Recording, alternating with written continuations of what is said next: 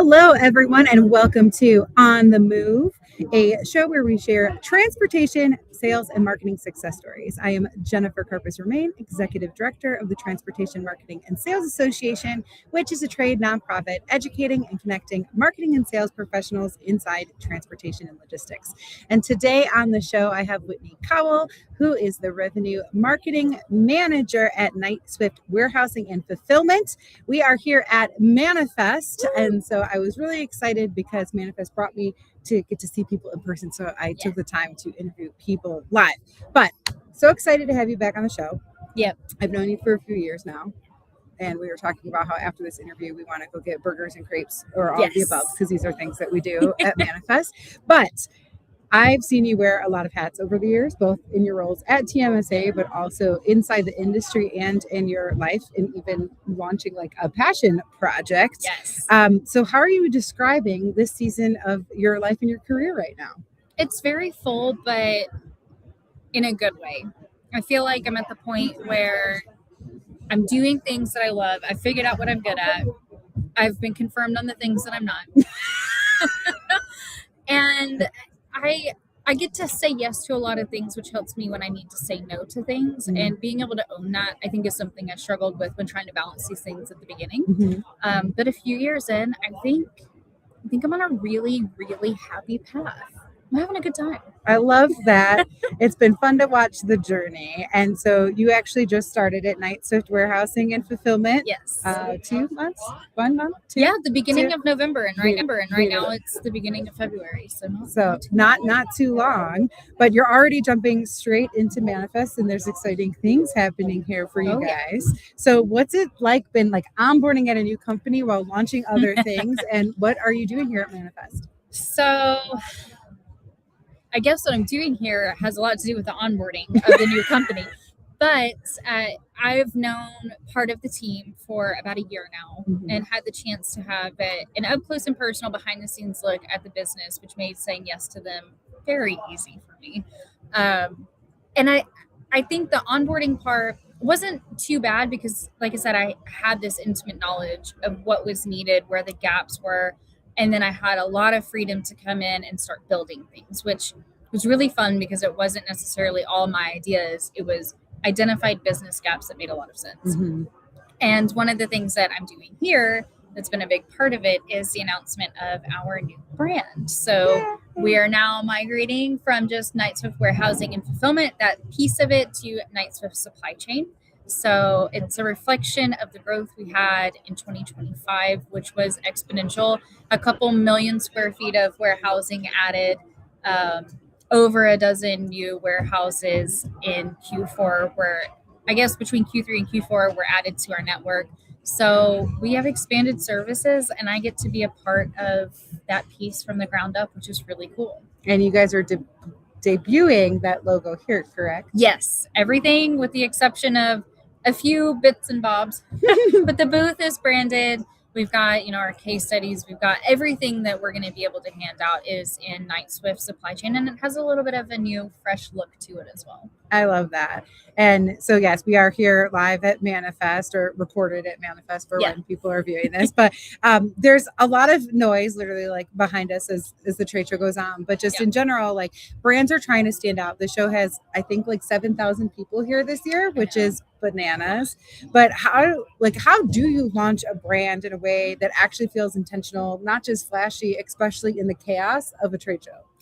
I think it's more than just fun colors. I really think in order to do it, you have to know why that brand exists and who you're talking to specifically. And that's something that I really love, is like having that target audience. And I feel like sometimes in the supply chain, it gets really lost because it's really saturated. Like in logistics, if you have it, we'll move it. And that's not something that resonates with people. And I think being able to start really narrow with your focus actually opens the doors wider the further into it you go. I agree. And then, so now that you are the revenue marketing manager, there's this different lens than just like a general marketing perspective. Yeah. So how do you think that balancing brand building with performance expectations, especially as you start your new role, but just as the new brand takes off, how do you kind of balance that?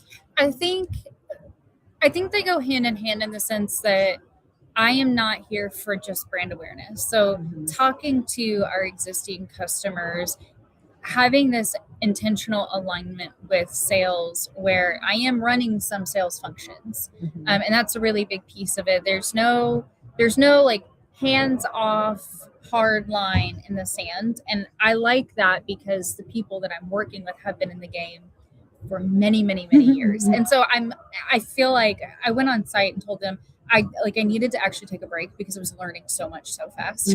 And it was all really helpful. But to the question of like beyond just the brand, it is that intentionality with these goals that can be met. And then it's how does marketing support sales, but how is sales supporting marketing, and what do those conversations look like? And I think allowing us to sort of blur those lines of messaging and outreach and have a clear handoff system, but the way that it feels on the receiving end is seamless, I think is really impactful. And that's honestly what I'm here to do.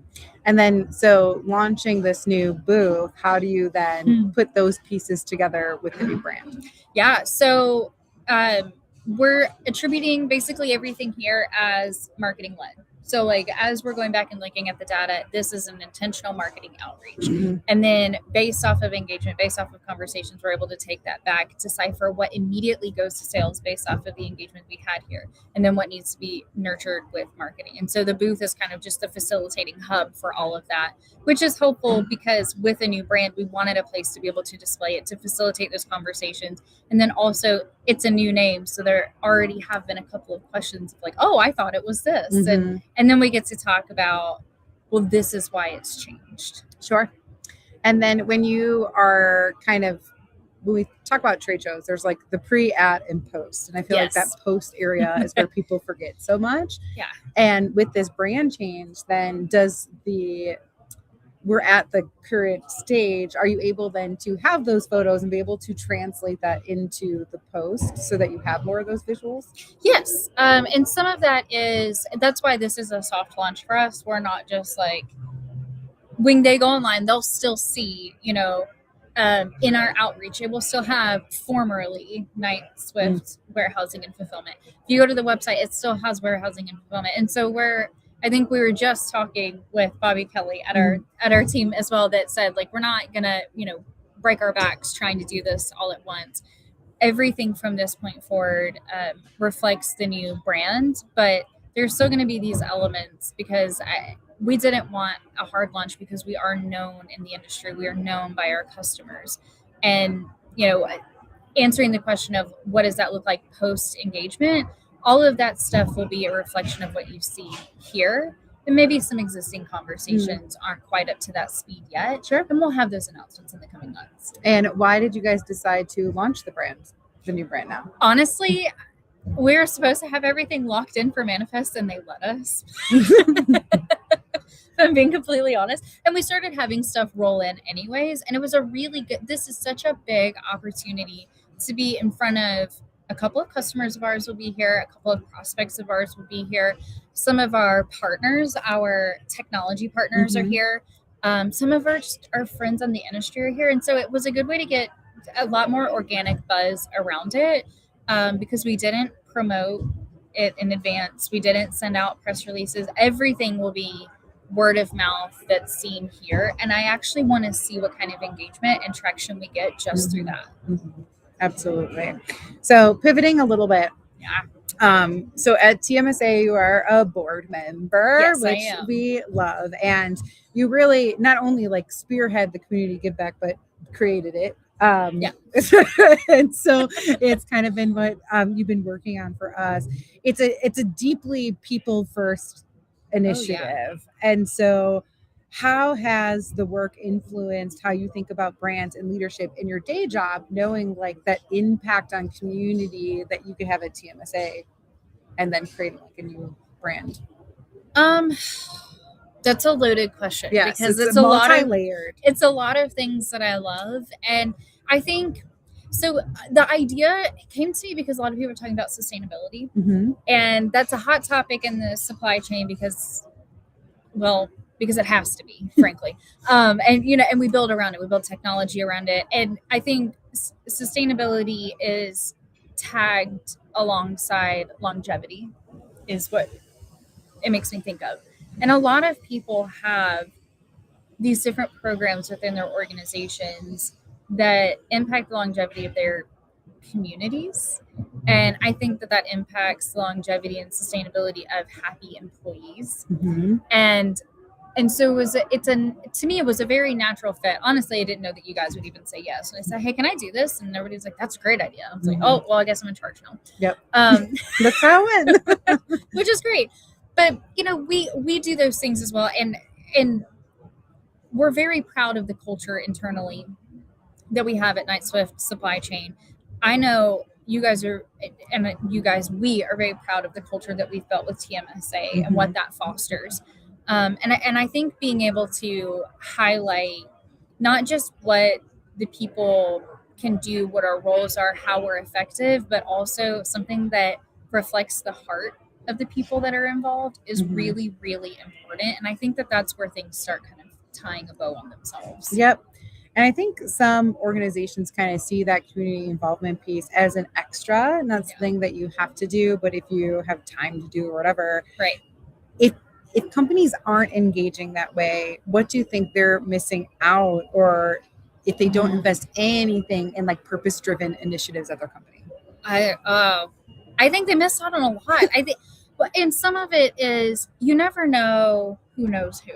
That, and from like a purely business revenue standpoint, like that's a missed opportunity in my opinion. But also, I think not seeing people as human beings. I just think it's a way where everybody gets to know each other on this deeper level, where they get to step outside of being seen as, because I've been in a seat where I felt like another number. And I've been in a seat where I knew that my job was on the line for the revenue that I could bring in.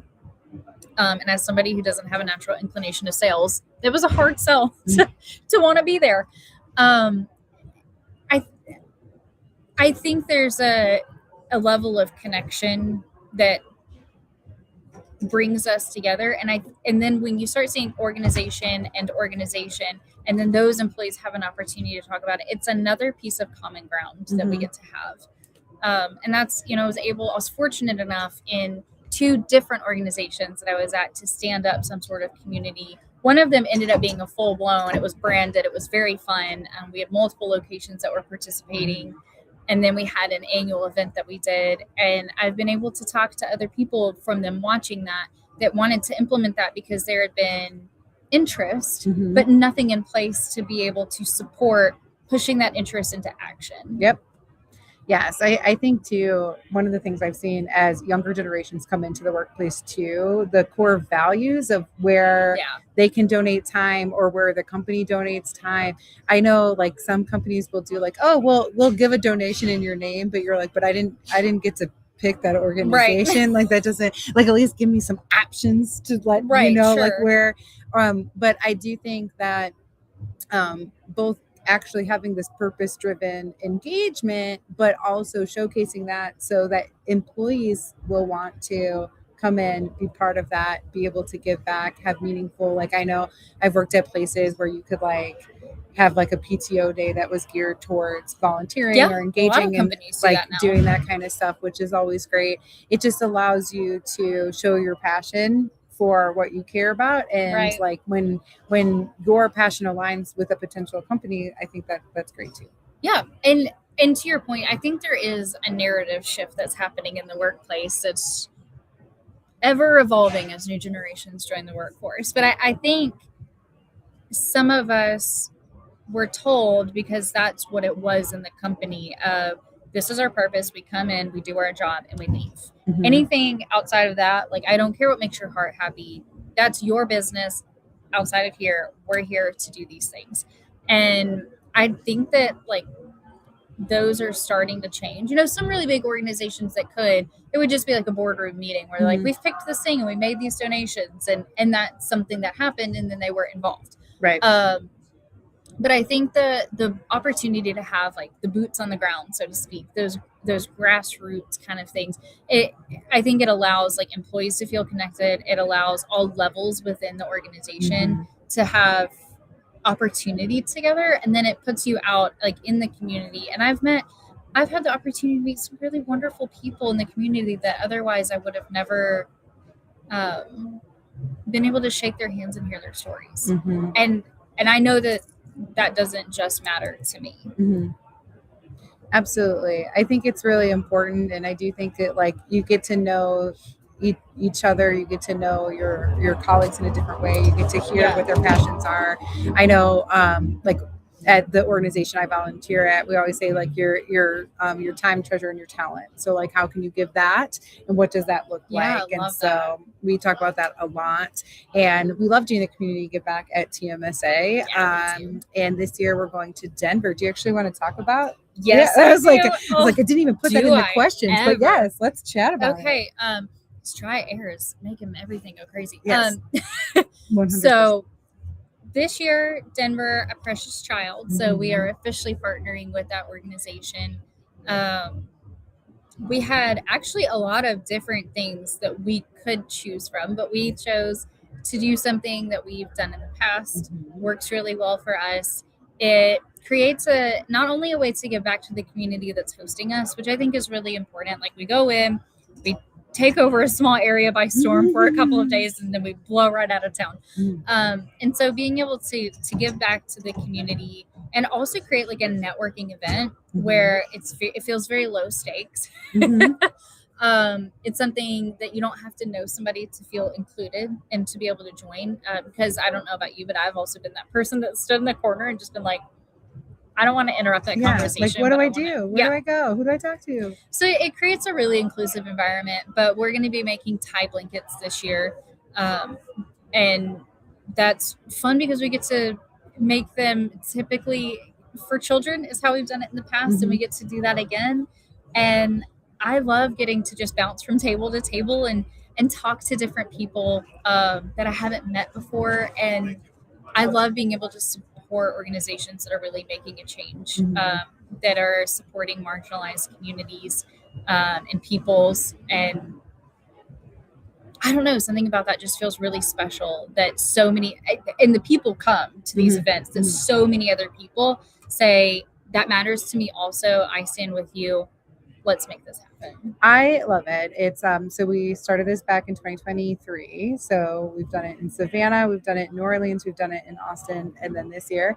Last year in Austin was the first year we didn't. It's the only year we didn't do the tie blankets, just because we were supporting a summer camp. They didn't need blankets because it's really hot in Austin. So, but we love doing the tie blankets. I love it because, like you were saying, like sometimes networking can be really awkward. I love the giving back to the community aspect, but there's something to do with your hands, and I know that's so like, but you know, that can be such a weird, you know, like you get nervous, you get fidgety. And so it's just nice. And you can like sit down and you can talk to people, and it's normally a small group that you're making the blankets with, which is awesome. Right. And I think my favorite was one of our members, the first year we did it, he was so excited. He's like, this is a life skill. My wife and my daughter are going to be so happy I learned. He's like, I normally come back from conferences and it's just networking and like talking to people, but I can go home and like make blankets. And I was like, you do, bud. More power to you. New family activity. Yes. And so, and I remember that first year we realized that this was not a skill to make blankets, tie blankets. We thought that was because we both knew how to do it. We thought that was something that everyone did. So we learned, we now put it on the table, but now more and more people in the TMSA community know how to do that because we've done it before. But really excited about it, and excited that we have announced our partnership with A Precious Child. So that's really exciting.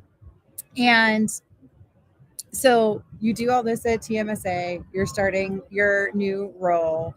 You're really navigating a lot, and you're doing it in a very visible industry moment all at once. So like, how do you as a person ground yourself amid all of the momentum, if you will, in transportation? Intentionally. It is a lot. And, you know, like you said, I also started some passion projects in the last few years. And, you know, I did not hold myself to having to film a podcast every single week. That was not sustainable for me. And when I was transitioning through jobs, I wanted to give myself time to adjust to what that would look like and to be really present onboarding and, not feel bad that I posted one time, like I had gotten on a plane and forgot to post and had already like scheduled out like airs today. And then I was like, just kidding. Yeah. I'm on a plane. It'll air next week. Mhm. It's fine. Mhm. And there's a lot of things that I'm a part of outside of my job. And so I have a sober community that, I have to see at least once a week to like have that in person, honest, like, and it's not about me. I get to step outside of myself and just be a villager in a very tangible way. And that honestly, that keeps me, it keeps things right sized, I think, for me. And then to just add more to the list, this semester, I'm doing a book study with a group of women on being a wife, because nobody taught me how to do that. And so, and some of it is like just tribal knowledge. And so there's all these young wives that I've happened to meet over the last year, which is so random. And so we just decided we'll do a season of life together and see what kind of community comes out of that. But, between that and having some coffee, and my husband's really good about making sure that we go on dates, that makes me realize like sometimes my problems are really tiny and life is actually really, really good. It is a balancing act, but I think there's a season where some things are allowed to be bigger than others. And I try not to fight that, unless if it's taking away from my peace. And if it's taking away from my peace, then my peace is worth fighting for. Yes, absolutely. And I do think like at the very beginning, you're like, it's intentional, like it's being intentional, or like even at the very beginning, you were talking about like, I'm saying yes to a lot of things, but then I know how to say no. And I feel like that's a big balance for anybody. And I think that's something that like I'm learning through too, like, and how to balance what that looks like. And I do a weekly podcast, but at the beginning I wanted to record live every week, which now thinking about seems crazy, because I'm like, how am I going to be available at noon every Wednesday? I won't. No. And it takes away opportunities like this, like, oh, I'm going to see people in person. I like to interview people in person over doing it virtually. I mean, virtually is fine, but like when you can actually like come together, meet with the person, I just think the conversations are more fun for me anyway. But and so really thinking through like what is the purpose? Okay, well, if I do it live, we can have people that talk to us, but I can't really engage with the people I'm talking to you. So it's not like there's pieces of that. And so, but yeah, being realistic on like what you can manage and what you can't, or like even with the podcast, like I'll take a break over winter. I took a break over the summer. Cause I'm like, no one is listening to this podcast in the middle of August. Like they're just not, or over the holidays, you know? And so like really thinking through that kind of stuff, I think is really helpful. But I do think intentional. I don't want to be busy for the sake of being busy. No. I want to be fulfilled. No. And so that's kind of where I'm at. Yeah. I just answered my question. No, I love that. I love that because, because we are friends offline, this is the kind of stuff that we talk about because it matters and it shapes how you're able to show up when you do show up. And if I'm saying yes to everything, I'm going to show up as 50% of myself. And I don't like that. I don't like doing, if I'm going to show up as 50% of myself, it's going to be in those groups where it's like, I only feel like 50% and I need to be poured into. That to me is like the place where I want to be, but then I also want to be able to show up for other people, be able to pour into them. And I've had to say no to a lot of things, which is crazy because it looks like I've done nothing but say yes to everything this year. But between, I would say mid 2024 to now, I've said no to like a couple of opportunities. And some of that is just protecting my time of doing nothing. To me, that is important time on the calendar. It is. I will schedule it, which seems crazy. But even like at TMSA, like you love the Community Giveback, and we've had that conversation. I'm like, Whitney, you are now in 4 different and I couldn't committees. Do it by myself. And I had to ask for help, and it was horrible. But it wasn't horrible. But then we moved.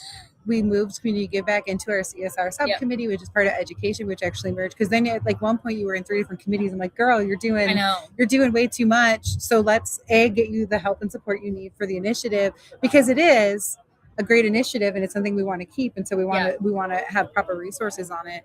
But yeah, it was almost like, okay, I appreciate that you want to volunteer everywhere, but like, let's not make you 50% everywhere and like figure out where your 100 is. I know. And the people that stepped up to help and facilitate, I mean, they moved so much faster than I could have, especially because right now I am onboarding at a new job. Yep. And my schedule is some days I'm way more open than I thought I would be, and other days I had nothing on my calendar, but I haven't stopped to breathe. Right. And so that's learning to delegate is something at my job I'm very good at that.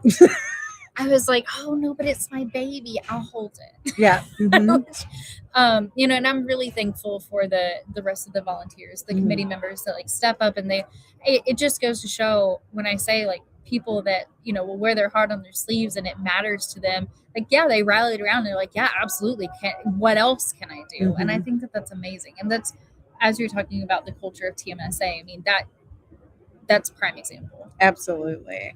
And then for marketers listening who might be then stepping into a new role, leading a big launch for the first time, is there a piece of advice that you wish someone would have given you earlier in your career or 3 months ago or whatever? Yeah. What would you tell them? Yeah, for sure. And I was reminiscing on this of like the first time I was on a podcast talking about marketing, and like I went back and watched it and was like, I'm going to throw up. This is so embarrassing. I don't.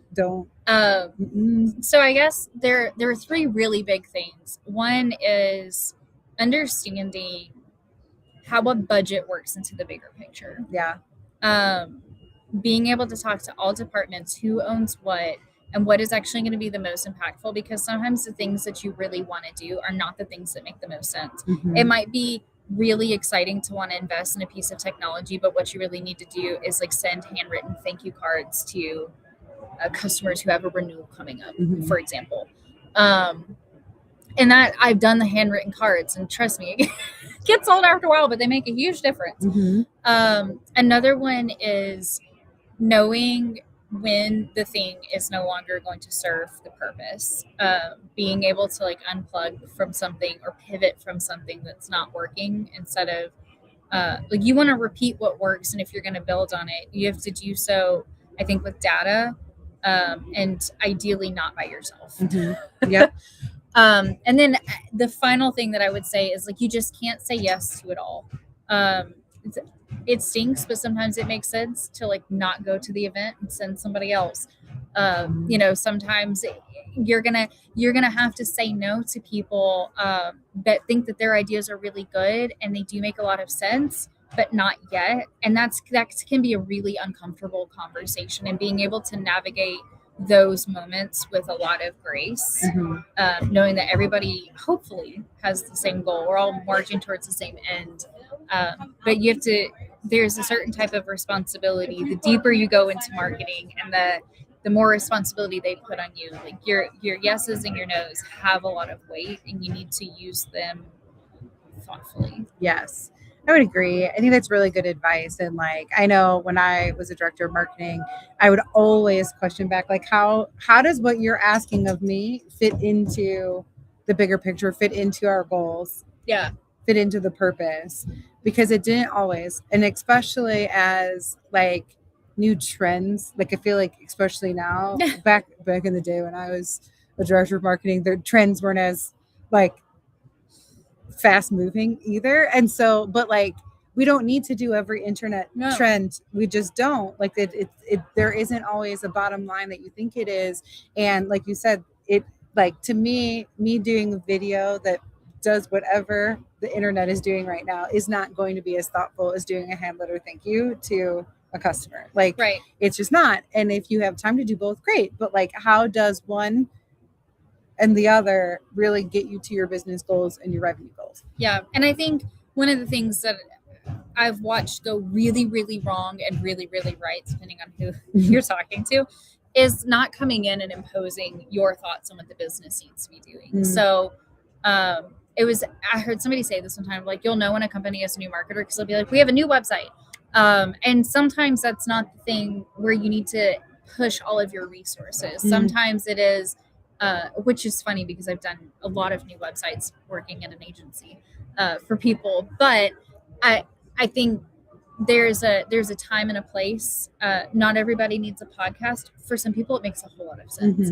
Not everybody needs to be on TikTok. I was at a company where we launched TikTok, and it actually did really well because as we were going through hiring sprees, we had this brand for ourselves, and it was attracting a lot of people that were excited about the supply chain. And so there is a time and a place for ideas, and I think not putting your ambition above the health of the company can be really tricky when you've been given the keys to the kingdom for the first time.